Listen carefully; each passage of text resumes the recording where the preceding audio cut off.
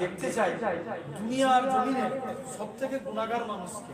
আল্লাহ বলছে মুসা তুই ওই রাস্তাতে দাঁড়া, যে প্রথমে হেঁটে হেঁটে যাবে সে হবে গুনাহগার। মুসা নবী বলছে আল্লাহ আমি নেককারকে দেখতে চাই।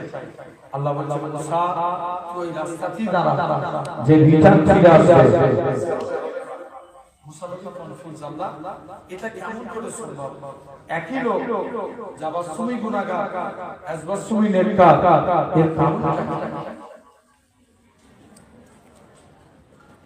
মুসলমান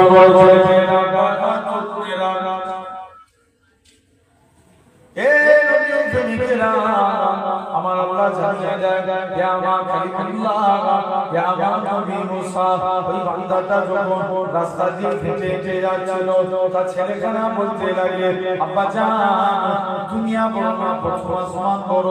বাপখানা জবাব দেয় বাবা ছেলে দুনিয়া থেকে প্রথম আসমান বড়।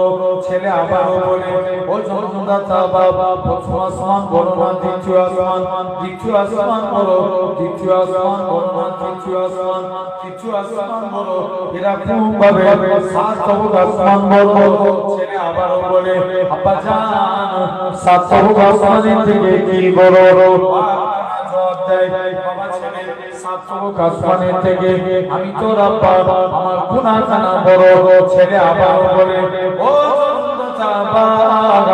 আপনার গুনাহ থেকে কি বড়? বাবা ছেলে আমার গুনাহ থেকে আমার আল্লাহ পাকের দয়া আল্লাহর রহমতখানা বড়।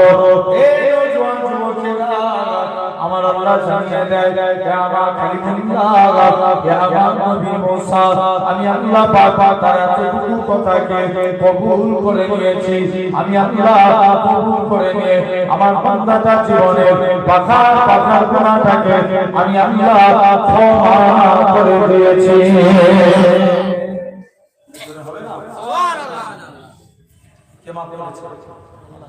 আল্লাহ তাহলে আল্লাহ ইচ্ছা করলে পারে তোমাকে আমাকে মাফ করতে।